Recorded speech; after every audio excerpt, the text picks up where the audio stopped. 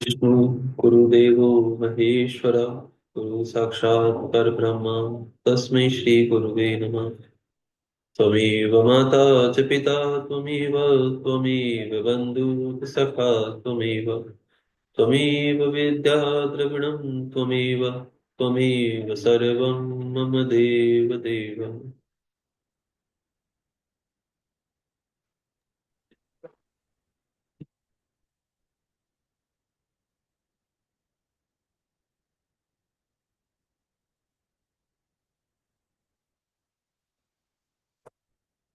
अध्याय 17 चल रहा है इस समय। उसका श्लोक नंबर 99 99 से हम शुरू कर रहे हैं। आत्म स्वरूप से जो स्थिति है वही मुक्ति है। एकमात्र अपने आत्मा में रमण या आनंद का अनुभव करना ही मुक्ति का स्वरूप है। जो पुरुष क्रिया, तप, जप, ज्ञान और ध्यान रूपी धर्मों में भली भांति स्थित है, वह शिव का साक्षात्कार करके स्वात्मा राम स्वरूप मोक्ष को प्राप्त कर लेता है। जैसे सूर्यदेव अपनी किरणों से अशुद्धि को दूर कर देते हैं, उसी प्रकार कृपा करने में कुशल भगवान शिव अपने भक्त के अज्ञान को मिटा देते हैं। अज्ञान की निवृत्ति हो जाने पर शिव ज्ञान स्वतः प्रकट हो जाता है। शिव ज्ञान से अपना विशुद्ध स्वरूप आत्मा रामत्व प्राप्त होता है, और आत्मा रामत्व की सम्यक सिद्धि हो जाने पर मनुष्य कृत कृत्य हो जाता है। श्री शिव मंत्र का 100 लाख जप करने से ब्रह्म पद की प्राप्ति होती है, और फिर 100 लाख जप करने से श्री विष्णु पद की प्राप्ति होती है। पुनः 100 लाख शिव मंत्र का जप करने से श्री रुद्र का पद प्राप्त होता है। उसके बाद फिर 100 लाख जप करने पर ऐश्वर्यमय पद की प्राप्ति होती है। फिर इसी प्रकार सम्यक रूप से जप करने पर शिवलोक के आदिभूत अर्थात शिवलोक के आधारभूत निर्माता कालचक्र को प्राप्त किया जा सकता है। यह कालचक्र पंच चक्रों से युक्त है, जो एक के पश्चात एक में स्थित है। सृष्टि और मोह से युक्त ब्रह्म चक्र, भोग तथा मोह से युक्त वैष्णव चक्र, कूप एवं मोह से युक्त रौद्र चक्र, भ्रमण से युक्त ईश्वर चक्र और ज्ञान तथा मोह से युक्त शिव चक्र है। ऐसा इन 5 चक्रों के विषय में बुद्धिमानों का कहना है। पुनः 10 करोड़ श्री शिव मंत्र का जप करने पर कारण ब्रह्म का पद प्राप्त होता है। तदनंतर 10 करोड़ जप करने से ऐश्वर्य युक्त पद की प्राप्ति होती है। इस प्रकार क्रमशः जप करता हुआ प्राणी महान ओजस्वी श्री विष्णु के पद को प्राप्त कर पुनः उसी क्रम से जपता हुआ महात्माओं के उस ऐश्वर्य पद को प्राप्त करता है। बिना असावधानी किए 105 करोड़ मंत्रों 105 करोड़ मंत्रों का जप करने के पश्चात वह प्राणी 5 आवरणों पशु, पाश, माया, शक्ति, रोध, इनसे बाहर स्थित श्री शिवलोक को प्राप्त करता है। वहां उस शिवलोक में राजस मंडप है, नंदीश्वर का उत्तम निवास है, तपस्या रूपी वृषभ वहीं पर दिखाई देते हैं। वहीं पर 5 आवरणों से बाहर सद्योजात अर्थात तत्काल आवरण रहित हुए भगवान शिव का स्थान है। पुनः चतुर्थ आवरण में वामदेव का स्थान है। उनके पश्चात तृतीय आवरण में अघोर शिव का, दूसरे आवरण में सांब शिव का मंगलमय तथा प्रथम आवरण में ईशान का शिव का निवास स्थान है। उसके पश्चात पंचम मंडप है पंचम पंचम मंडप है, जहाँ ध्यान और कर्म का निवास रहता है। तदनंतर चतुर्थ मंडप है, वहां पर चंद्रशेखर की मूर्ति से युक्त भगवान बलीनाथ का वास स्थान है, जो पूर्ण अमृत को प्रदान करने वाला है। तृतीय मंडप में सोम स्कंद का परम निवास स्थान है। उसके पश्चात द्वितीय मंडप है, आस्तिक लोग जिसे नृत्य मंडप भी कहते हैं। प्रथम मंडप में मूल माया का स्थान है, वहां पर अत्यंत शोभा वास करती है। उसके परे गर्भगृह है, जहां पर शिव का शिवलिंग का स्थान है। नंदी स्थान के पश्चात श्री शिव के वैभव को कोई नहीं जान सकता। नंदीश्वर अर्थात गर्भगृह से बाहर रहकर श्री शिव के पंचाक्षर मंत्र की उपासना करते हैं। इस प्रकार गुरु परंपरा से नंदीश्वर और सनत कुमार के संवाद की जानकारी मुझे हुई है। उसके पश्चात का परम रहस्य स्वसंवेद है, जिसका अनुभव स्वयं श्री शिव करते हैं। आस्तिक जनों का कहना है कि साक्षात शिव की कृपा से ही शिवलोक के ऐश्वर्य को लोग जान सकते हैं, अन्यथा यह असंभव है। इस प्रकार से श्री शिव का साक्षात्कार प्राप्त कर जितेंद्रिय ब्राह्मण मुक्त हो जाते हैं, अर्थात मोक्ष को प्राप्त कर लेते हैं। अब मैं अन्य क्षत्रिय आदि वर्णों के विषय में कहूंगा, उसे आदर पूर्वक आप सभी सुने।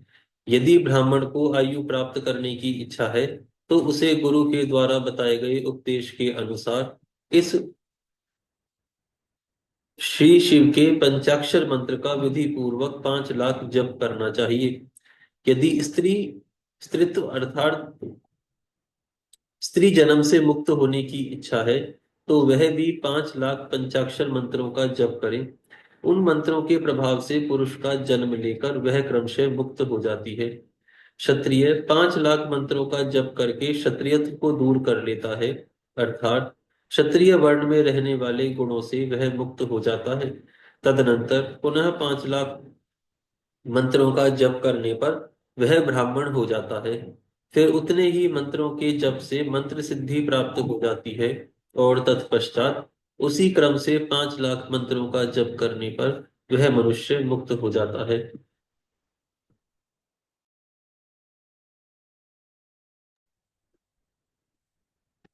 वैश्य 5 लक्ष मंत्रों का जप करने से अपने वैश्यत्व गुण का परित्याग कर देता है। पुनः 5 लक्ष मंत्रों का जप करने पर वह मंत्र क्षत्रिय कहलाने का अधिकारी हो जाता है। उसके बाद 5 लाख मंत्रों का जप करने से क्षत्रियत्व को दूर कर देता है। तदनंतर पुनः 5 लक्ष मंत्र का जप करके मंत्र ब्राह्मण कहलाने का अधिकारी हो जाता है। इसी प्रकार शूद्र भी मंत्र के अंत में नमे शब्द लगाकर यदि 25 लाख मंत्रों का जप करता है, तो वह शूद्र मंत्र विप्रत को प्राप्त द्विज यानी ब्राह्मण हो जाता है। चाहे स्त्री हो अथवा पुरुष, ब्राह्मण हो या अन्य ही कोई वर्ण हो, पंचाक्षर मंत्र का जप करने से सभी शुद्ध हो जाते हैं। जो कामना पूर्ति के लिए आतुर है, उसे चाहिए कि वह नमः को आदि अंत में लगाकर शिव मंत्र का सदैव जप करता रहे। स्त्रियों तथा शूद्रों के लिए मंत्र जप का जैसा व्यवहार कहा गया है, उसी के अनुसार गुरु को भी चाहिए कि वह उन्हें निर्देश दे। साधक को चाहिए कि वह 5 लाख जप करने के पश्चात भगवान शिव की प्रसन्नता के लिए महाअभिषेक एवं नैवेद्य निवेदन करके शिव भक्तों का पूजन करें। शिव भक्त की पूजा से भगवान शिव बहुत प्रसन्न होते हैं। शिव और उनके भक्त में कोई भेद नहीं है, वह साक्षात शिव स्वरूप ही है। शिव स्वरूप मंत्र को धारण करके वह शिव ही हो जाते हैं। शिव भक्त का शरीर शिव रूप ही है, अतः उसकी सेवा में तत्पर रहना चाहिए। जो शिव के भक्त हैं, वे लोग और वेद की सारी क्रियाओं को जानते हैं। जो क्रमशः जितना जितना शिव मंत्र का जप कर लेता है, उसके शरीर को उतना ही उतना शिव का सामीप्य प्राप्त हो जाता है, इसमें संशय नहीं है। शिव भक्त स्त्री का रूप देवी पार्वती का ही स्वरूप है। वह जितना मंत्र जपती है, उसे उतना ही देवी का सानिध्य प्राप्त होता जाता है। बुद्धिमान व्यक्ति को श्री शिव का पूजन करना चाहिए, इससे वह साक्षात मंत्र रूप हो जाता है। साधक स्वयं शिव स्वरूप होकर पराशक्ति का पूजन करे। शक्ति, बेर यानी मूर्ति तथा लिंग का चित्र बनाकर अथवा मिट्टी आदि से इनकी आकृति का निर्माण करके प्राण प्रतिष्ठा पूर्वक निष्कपट भाव से इनका पूजन करें। शिवलिंग को शिव मानकर अपने को शक्ति रूप समझकर शक्ति लिंग को देवी और अपने को शिव रूप समझकर शिवलिंग को नाद रूप तथा शक्ति को बिंदु रूप मानकर परस्पर सटे हुए शिव शक्ति लिंग और शिवलिंग के प्रति उप प्रधान और प्रधान की भावना रखते हुए जो शिव और शक्ति का पूजन करता है, वह मूल रूपी भावना करने के कारण शिव रूप ही है। शिव भक्त शिव मंत्र रूप होने के कारण शिव के ही स्वरूप हैं।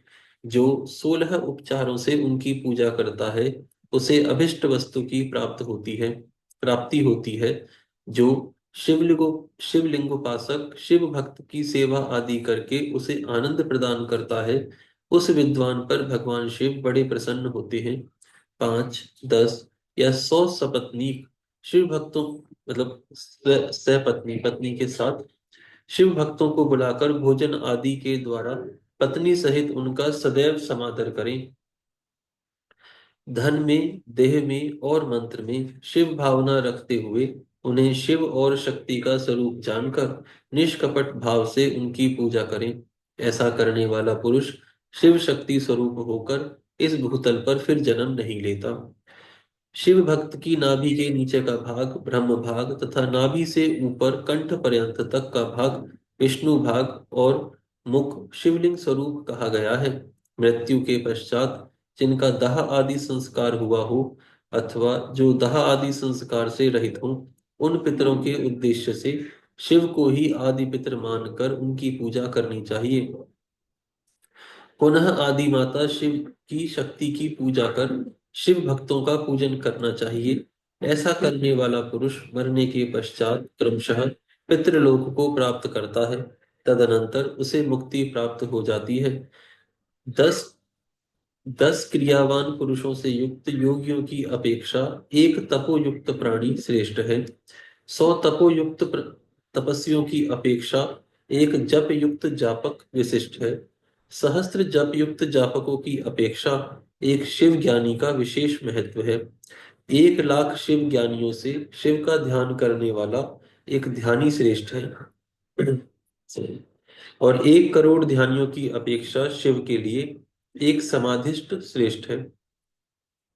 इस प्रकार उत्तरोत्तर वैशिष्ट क्रम से की जाने वाली पूजा से प्राप्त फल में भी विशिष्टता आ जाती है, जिसको जानना विद्वानों के लिए भी कठिन है। इस कारण से शिव भक्त की महिमा को कौन मनुष्य जान सकता है? जो मनुष्य शिव भक्ति और शिव भक्त की पूजा भक्ति पूर्वक करता है, वह शिव स्वरूप होकर सदैव कल्याण को प्राप्त करता है। जो ब्राह्मण इस वेद सम्मत अध्याय को अर्थ सहित पढ़ता है, वह शिव ज्ञानी होकर शिव के साथ आनंद प्राप्त करता है। हे मुनीश्वरों, विद्वान पुरुष को चाहिए कि यह अध्याय वह शिव भक्तों को सुनाए। हे बुद्धजनों, ऐसा करने से भगवान शिव की कृपा से उनका अनुग्रह प्राप्त हो जाता है। यहाँ पर यह अध्याय समाप्त होता है। यहाँ से 18वां अध्याय प्रारंभ होता है। 18वें अध्याय में बंधन और मोक्ष का विवेचन, शिव पूजा का उपदेश, लिंग आदि में शिव पूजा का विधान, भस्म के स्वरूप का निरूपण एवं महत्व, शिव के भस्म धारण का रहस्य, शिव एवं गुरु शब्द की व्युत्पत्ति तथा विघ्न शांति के उपाय और शिव धर्म का निरूपण का वर्णन किया गया है। ऋषिगण बोले, हे सर्वज्ञों में श्रेष्ठ, बंधन और मोक्ष का स्वरूप क्या है, यह हमें बताइए। श्री सूत जी बोले, हे महर्षियों, मैं बंधन और मोक्ष का स्वरूप तथा मोक्ष के उपाय का वर्णन करूंगा। आप लोग आदर पूर्वक सुने। जो प्रकृति आदि 8 बंधनों से बंधा हुआ है, वह जीव बद्ध कहलाता है, और जो उन 8 बंधनों से छूटा हुआ है, उसे मुक्त कहते हैं। प्रकृति आदि को वश में कर लेना मोक्ष कहलाता है। बंधन आगंतुक है और मोक्ष स्वतः सिद्ध है। बद्ध जीव जब बंधन से मुक्त हो जाता है, तब उसे मुक्त जीव कहते हैं। प्रकृति, बुद्धि यानी महतत्व, त्रिगुणात्मक अहंकार और 5 तन्मात्राएं, इन्हें ज्ञानी पुरुष प्रकृति दृष्टक मानते हैं। प्रकृति आदि 8 तत्वों के समूह से देह की उत्पत्ति हुई है। देह से कर्म उत्पन्न होता है और फिर कर्म से नूतन देह की उत्पत्ति होती है।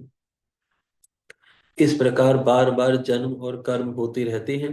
शरीर को स्थूल, सूक्ष्म और कारण के भेद से 3 प्रकार का जानना चाहिए। स्थूल शरीर, जिसमें जागृत अवस्था में है, व्यापार कराने वाला। सूक्ष्म शरीर, जागृत और स्वप्न अवस्थाओं में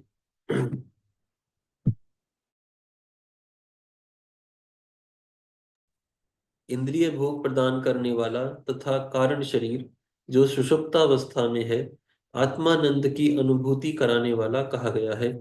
जीव को उसके प्रारब्ध कर्मानुसार सुख दुख प्राप्त होते हैं। वह अपने पुण्य कर्मों के फलस्वरूप सुख और पाप कर्मों के फल स्वरूप दुख प्राप्त करता है।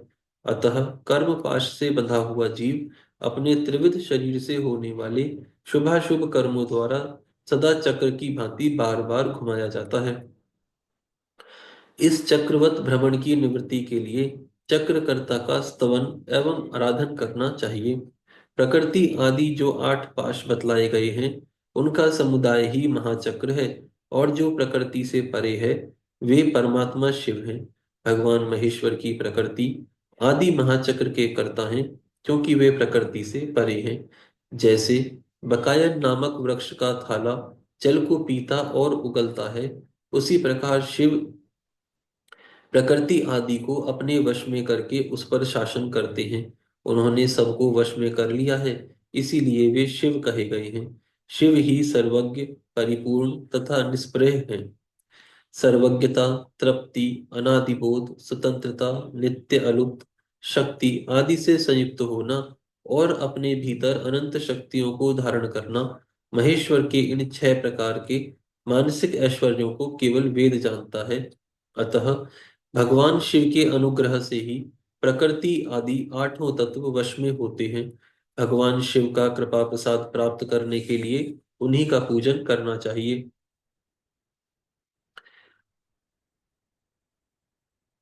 शिव तो परिपूर्ण है, निष्प्रह है, उनकी पूजा कैसे हो सकती है? इसका इसका उत्तर यह है कि भगवान शिव के उद्देश्य से उनकी प्रसन्नता के लिए किया हुआ सत्कर्म उनके कृपा प्रसाद को प्राप्त कराने वाला होता है।